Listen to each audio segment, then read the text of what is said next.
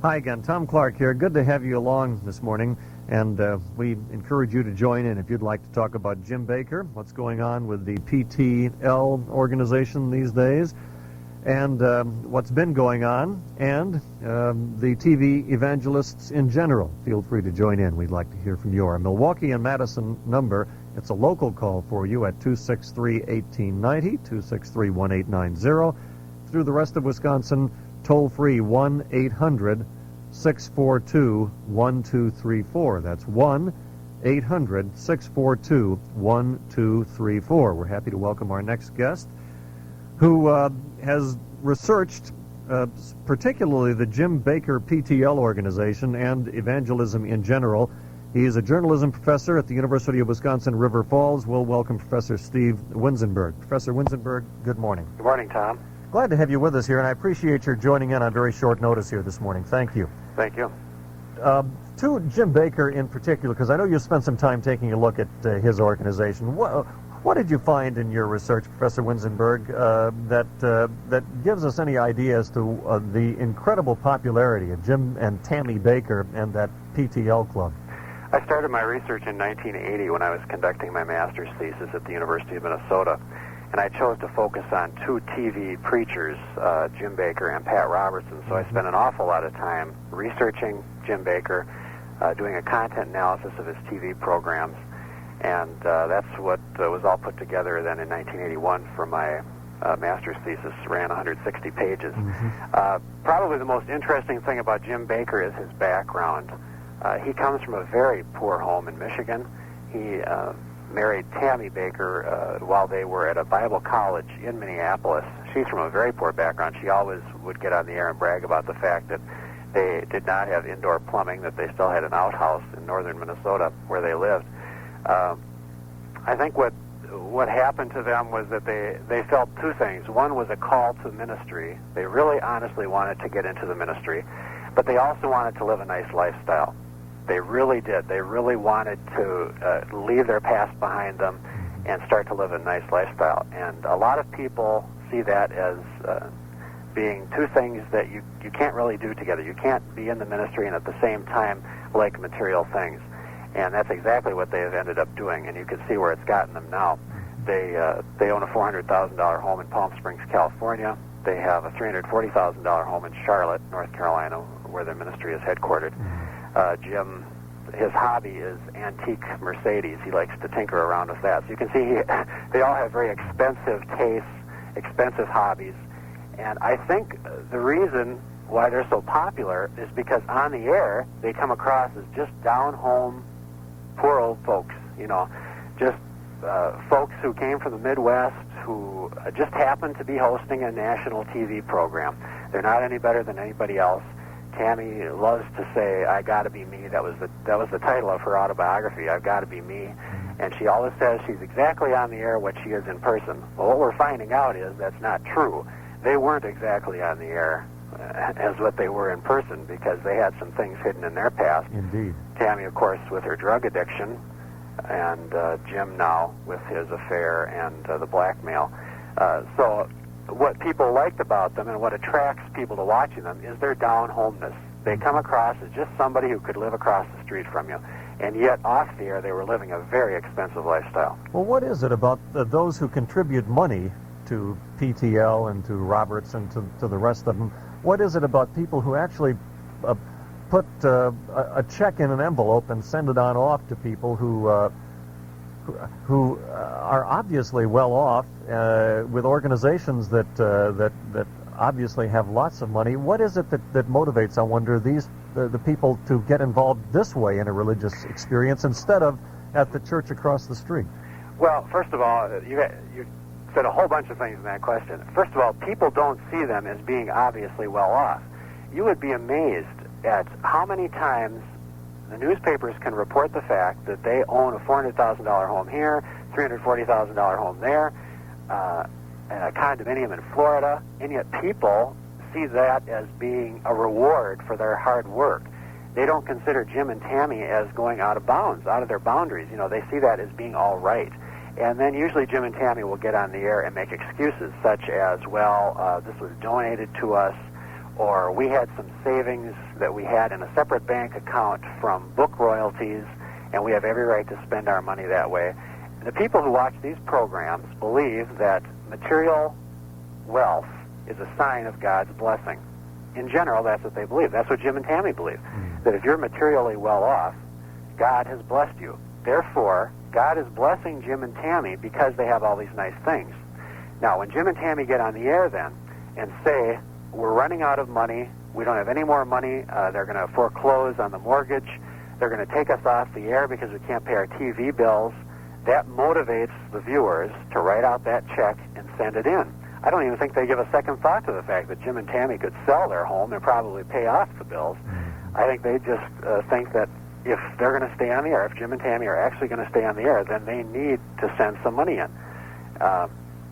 People who are sitting at home don't see that as being a conflict. They don't see the fact that Jim and Tammy live nicely as being conflicting with the fact that they need all that money to stay on the air. Let me give phone numbers here because we have open lines, a couple of listeners waiting to join in, and other lines open now. If you'd like to call with a question for our guest or a comment on TV evangelism in general and the Jim and Tammy Bakker and the PTL Club in particular. In Milwaukee and in Madison, 263-1890 is the number. That's 263-1890. Through the rest of the state, toll-free 1-800-642-1234. That's 1-800-642-1234. Journalism professor Steve Winzenburg is our guest on the phone with us here this morning. We have a couple of things in the news on the TV evangelism front simultaneously here, Professor Winzenburg. We have the collapse of the Jim and Tammy Bakker situation, at least the resignation, right. And we also have the Oral Roberts need to raise the $8 million right. or whatever it is by the end of the month, or he will die. And I noticed that Oral Roberts was one of the TV evangelists who has volunteered to go on the new PTL Club to reinforce that audience there. Many people don't realize that the day that Tammy Bakker announced the fact that she was addicted to drugs, Oral Roberts co-hosted the PTL program that day. I watched that program, and it was fascinating to see that the two most controversial people in religious broadcasting were together on the same show. Oral Roberts has been a strong supporter of PTL. I would think if I were Oral Roberts, I would back off a little bit right now, but he hasn't. He's even got a stronger commitment now. And you're seeing a lot of people rally around. Well, but we're hearing at the same time about large competition amongst the right. TV evangelists. There may be too many for the market and all of that. The PTL group that was in some trouble before all these personal problems surfaced, some economic trouble.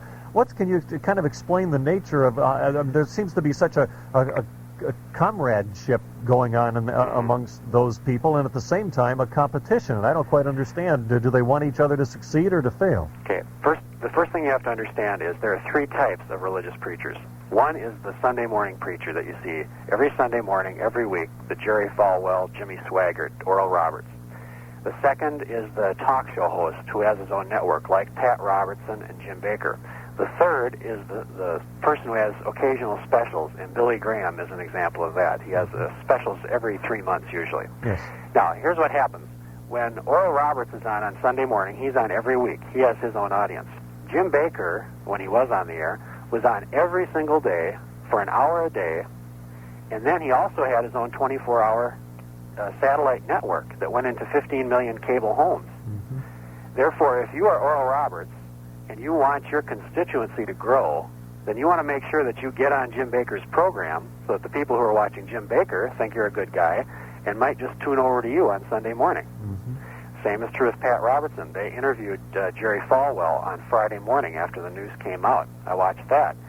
And Falwell, of course, wants to be on Pat Robertson's program because he can expand his audience that way. Their Sunday morning audiences are fairly small compared to the large audience that's available through a cable network. And when you're talking about Pat Robertson being in 35% of the homes in the United States and Jim Bakker being in 15 million homes, they want to expand their audience. That's where the camaraderie comes in. They want to act like pals. Now, yes, there is great competition among them. There's great speculation right now as to who is attempting to take over the PTL organization. Yes. Apparently one major TV preacher was threatening Bakker and was going to take over the organization, and that's why Bakker put it in Falwell's hands to keep it out of this other guy's hands. I'm not going to say on the air who I think that was, but if you study the list of popular TV preachers, it becomes very obvious who that person is. Why don't you just tell us? We won't hold you to it. No way. There are 6 or 8 top TV preachers, and if it was one of the top TV preachers, one stands out because Bakker would have nothing to do with one of them. Oh. He had lots of them on the air. I'll tell you some of them he did have on the air. Right. Billy Graham, Bakker had on the air quite often. Bakker, at his Heritage USA, has Billy Graham's boyhood home. Obviously, Billy Graham was a friend of Jim Bakker. He wasn't going to try a hostile takeover at PTL. Oral Roberts, of course, was a good friend. I'm not going to go any farther because people will start to figure it out, and I don't want to get in trouble. But I talked to a friend in Florida today who has worked with the PTL organization, and we both agree that it's pretty obvious who it is, but nobody's come out and said it yet. Okay. Our guest on the telephone with us is a journalism professor at the University of Wisconsin River Falls, Steve Winzenburg. We're talking about Jim Bakker and the TV Evangelists, and we welcome your involvement here. If you'd like to join in, this would be a good time to do it. We have a number of open telephone lines, certainly room for you. In Milwaukee and in Madison, 263-1890, 263-1890, a local call from Milwaukee or from Madison. Through the rest of Wisconsin, our 800 number for you is 1-800-642-1234. 1-800-642-1234. We'd like to hear from you with whatever questions and comments you may have about TV evangelism in general or Jim Bakker in particular, right here on this station of Wisconsin Public Radio. Now, back to our conversation here about TV evangelism with Professor Steve Winzenburg. And our first caller here this morning is to Mosinee now. Mosinee, good morning. Good morning. I've got 3 or 4 just rhetorical questions that I hope your guest could look into. Plus, I have a suggestion for a future show on this, too. Rhetorical questions. Jim Bakker admitted he paid $115,000 in blackmail. Whose money was that? Was that the church money, the people that sent in all those checks? I hope IRS gets on this real good. Well, that's under dispute, I understand, at this stage, Professor Winzenburg. That's right. By the way, he hasn't admitted anything yet. You're taking what's happened in the papers and applied it to Jim Bakker. He hasn't admitted that he paid $115,000. Other people have admitted that. Jim Bakker hasn't admitted anything yet. As far as where the money came from, nobody knows yet. There's no answer to that right now. Okay, number 2. I would hope the Wisconsin Tax Department would look into whether they should continue giving it state income tax exemption to donations to the PTL pending how this comes out and have a public opening of the books. But I do have one suggestion for a future Tom Clark show. Sure, what? Could you interview Tina Turner and get her side of the story? Where does Tina Turner fit in there? Well, that's my guess. That's who I guessed on the blackmail. Well, is there any connection that you can see, Professor Winzenburg? Tina Turner, I don't even know what he's talking about. Yeah, I think he's thinking that there may be some connection, personal connection between Bakker and Tina Turner, which I don't know anything about. And you no, they know the person who was supposedly blackmailing him was named Jessica Hahn, H-A-H-N, from New York, who was a secretary. Let's see if our Southside Madison listener's there yet. Southside? I guess not. Can I just respond to what he suggested about the IRS investigation? Sure. PTL has been under investigation for many years from the IRS and also from the FCC, the Federal Communications Commission, for all the things that they have done. They were criticized for asking for money that would go to a particular missions group and then taking that money and paying TV time with it. That is wrong. They cannot do that, and the IRS kind of slapped their hand and let them go. They also were investigated in 1981 by the IRS because when some people wanted to donate property to PTL, PTL gave them a higher value estimate on the property than it was actually worth. The IRS investigated. They said that it bordered on fraud, but they dropped it. Again, they've been investigated, but they never get to the point where they're actually doing anything that they can be punished for, that they can take them to court for. PTL stands for? Stands for 2 things: praise the Lord and people that love. Pass the loot? Well, that's what all the Charlotte Charlotte, North Carolina radio stations like to say. They have a Pass the Loot program on one of the Charlotte radio stations. And, within the industry, yes, that's one other meaning. Central Milwaukee, good morning. Yes, good morning.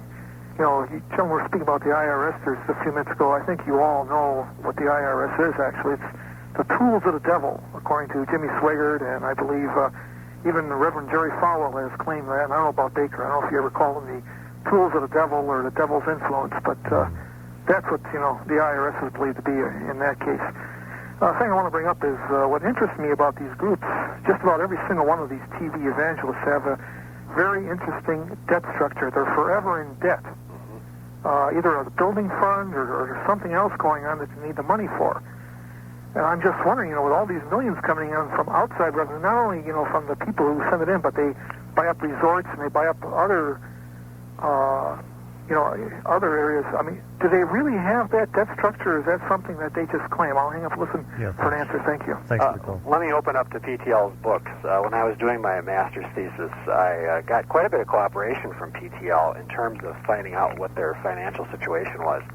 Their debt structure is as such. From now until the year 2007, they'll be paying $1.5 million, $1.5 million, I should say, mortgage on a variable interest rate that ranges from 7 to 8.6%. From now till the year 2004, they've got other mortgages that total $1.04 million. There are some other debts up to about $1.7 million. Therefore, they're paying over $4 million in mortgage payments a year.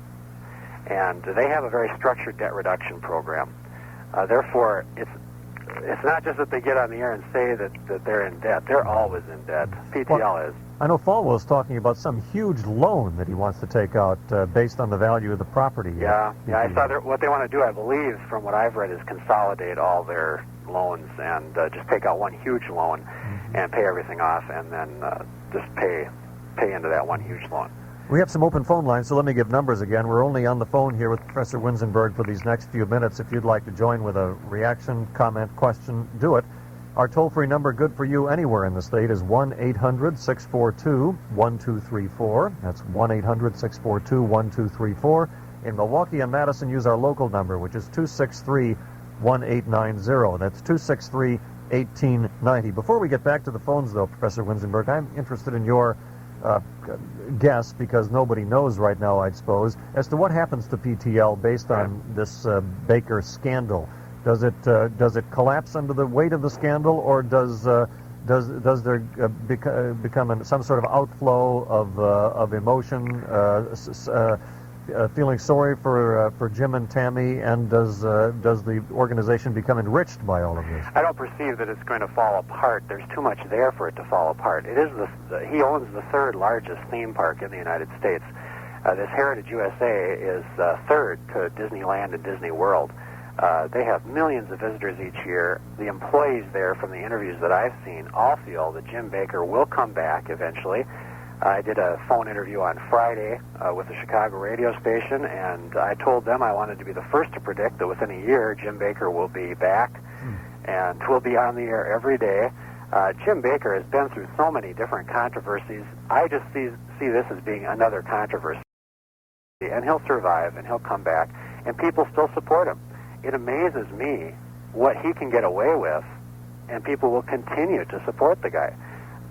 They treat him as a close personal friend, even though they've never met him. Again, it's that vulnerability that comes across on the TV screen. He's doing something that apparently a lot of other people on TV don't do, and that's becoming the viewer's friend through the TV screen. You all hear the joke about Oral Roberts would ask you to lay your hands on your TV set to be healed. Yeah. I don't think that's so much of a joke. I think that's very true. I heard Jim Bakker say it a couple of times, or Robert has said that if you need healing, put your hands on the TV. The TV became the contact point between Bakker and his viewers. But you know what? That's not that different than any of the rest of us are trying to do. The idea is that people like to listen to the radio because they like the person who's on the radio. They like to watch the television because they... But I don't know how to say this without seeming cruel, but those people I mean, maybe it's just, I just have no concept of what likability is, but I kind of think that people like to listen to me because they sort of like me. They like whatever crabby little style I have or whatever. But I can't see anything likable about these people, this Jim and Tammy. They don't seem likable. They seem kind of disgusting to me. Well, that's interesting that you'd have that opinion. I see them as being very likable. Not that I personally like them so much, but I can see that their appeal is that Tammy gets up with her tons of mascara that she puts on every day. And Jim gets up with his little elf impersonation where he just kind of jokes his way through shows and stumbles through things. He's just the guy next door. That's what it gets down to. Well, I don't want him living next door to me. Do you? He'd be kind of an interesting character, I guess. But again, he's the kind that if he lived next door to you, you probably wouldn't talk to him much, but you'd certainly peek out your window and watch what they were doing. And that's why people like watching TV. Let's get back to the phones. The South Madison listener now. Good morning, Madison. Good morning. I have a couple of comments, and I would like you to comment in response. I see this whole thing as a quintessentially American experience, and it's sad in that way because I see these TV preachers preying upon lonely, vulnerable, naive, but well-meaning people, and that television is a means that people use to try to overcome the atomization of this country, where families are split apart very quickly because of the mobility for jobs and things like that. But I find this to be a particularly sad instance. I also think that the behavior of these so-called religious organizations, what's going on now, mirrors the mergers that go on in the corporate world and the hostile takeovers of distressed airlines. You see that kind of behavior going on. So I think this is very much a reflection of American society. But I have one final thing. You said that PTL is praise the Lord or whatever. I think Jerry Falwell better watch out because I think PTL really stands for Pudendum Traps Lechers. Thanks for the call. Reaction, Professor Winzenburg? First of all, I totally agree with the caller's point that it's an American experience. What you've got on religious TV programs, not just Bakker's, but in others, is the American TV preacher, not really a ministry in terms of trying to save souls, but more or less to make you a success. These are just basic success programs. You see it in the guests that they have on. Robert Schuller is a success story, building his $18 million Crystal Cathedral. Mm-hmm. Every week he has guests on his program that prove that if you stand with God, you'll be a success. Mm-hmm. That's a very American way of looking at Christianity. If you read the Bible, you don't see a whole lot of that in there. You see a lot more suffering, and these people sure don't have to suffer much other than if they get caught doing something wrong. Mm-hmm. I also agree with the point that this does mirror corporate takeovers. It is an interesting situation to see Jerry Falwell step in at PTL. Theologically, he is so far away from what Jim Bakker was. I don't see how it's going to work. Jim Bakker was an Assembly of God preacher, charismatic, speaking in tongues, faith healing. Jerry Falwell is fundamentalist Baptist, does not believe at all in speaking in tongues or faith healing. They couldn't be more opposite in terms of evangelical Christianity. They are at the opposite ends of the spectrum. And I don't really see how it's going to work, but sometimes you say that in business takeovers too. When Capital Cities takes over ABC, you don't see how it's going to work, and somehow it works out. So maybe this will work out. Wauwatosa, good morning. Yes, I'd like to have the professor comment on an observation that I've made. I've lived both in Oklahoma and in North Carolina. And I have found that the animosity towards both Oral Roberts and Jim Bakker in these areas is quite negative. Mm-hmm. I know that the Charlotte Observer has been a thorn in Jim Bakker's side for many years. Right. Why do you think this is?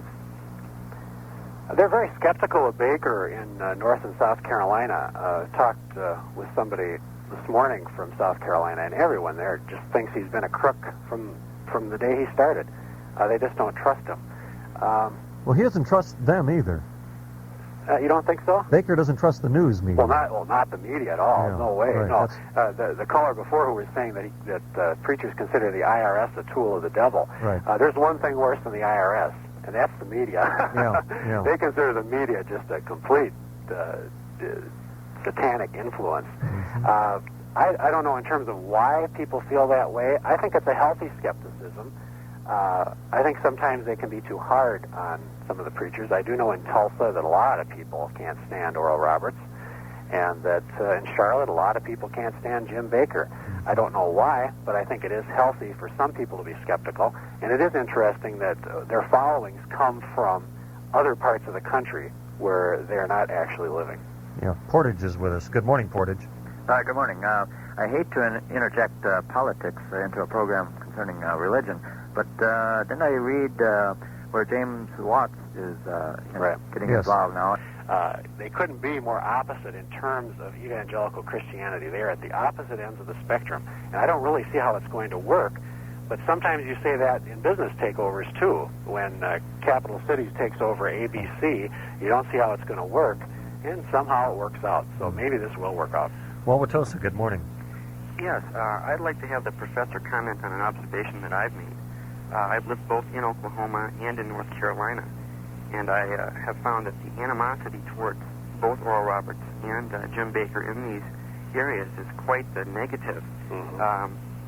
I know that the Charlotte Observer has been a thorn in Jim Bakker's side for many years. Right. Why do you think this is? They're very skeptical of Bakker in North and South Carolina. Talked with somebody this morning from South Carolina, and everyone there just thinks he's been a crook from the day he started. They just don't trust him. Well, he doesn't trust them either.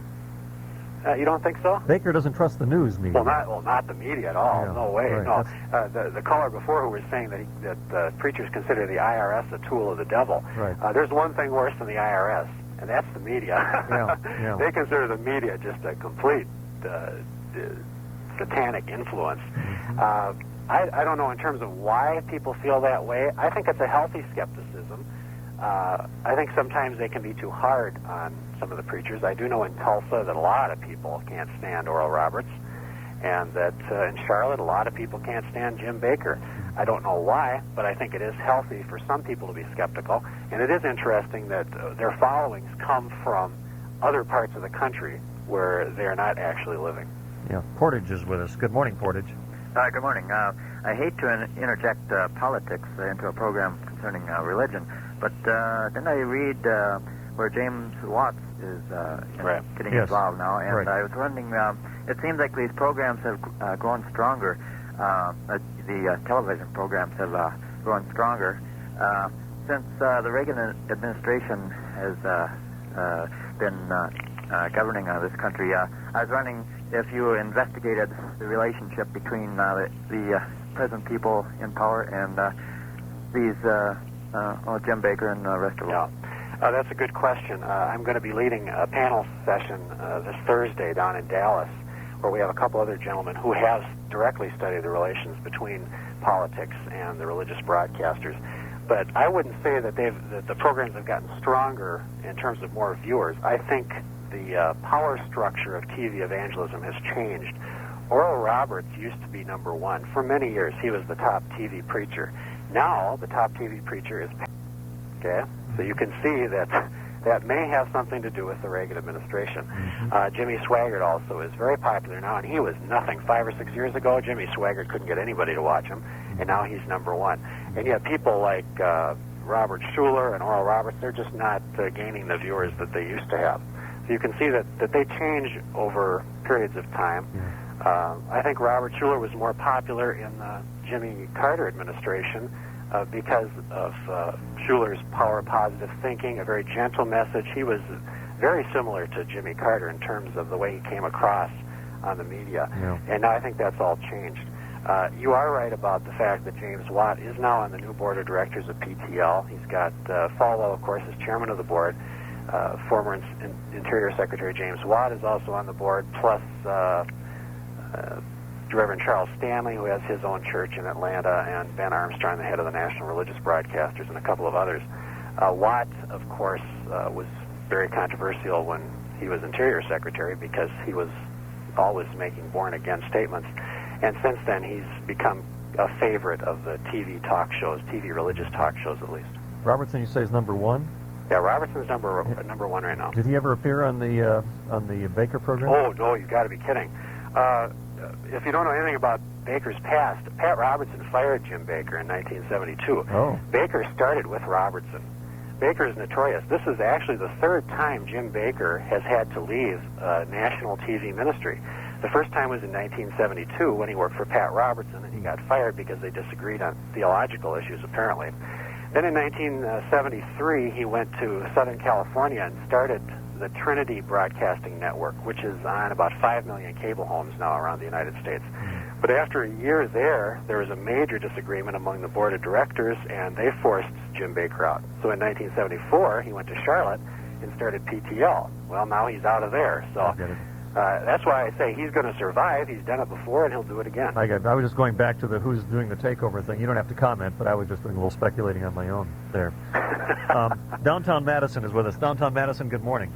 Yes, I've watched PTL Club a lot until I just got so disgusted I couldn't tune it in anymore. But the one theme of the show seemed to be the continual appeals for money and the unabashed exploitation, which I thought was worse when they were using a very deformed young man called Kevin to try to raise money. And I really feel that there's no accountability for the money that they raise that's been shown by the Charlotte Observer, all kinds of money that just has been lost when they've raised it for charities. And it really distresses me. And I had one other comment. It seems that religion makes people into such suckers, and that if P.T. Barnum were alive today, he would say there's one born again every minute. And I wanted to know, what is the professor's prescription to avoid this kind of gullibility? And isn't liberal religionists, don't they really pave the way for the fundamentalists doing this when people are told to believe in supernatural things like heaven and hell and gods and so forth?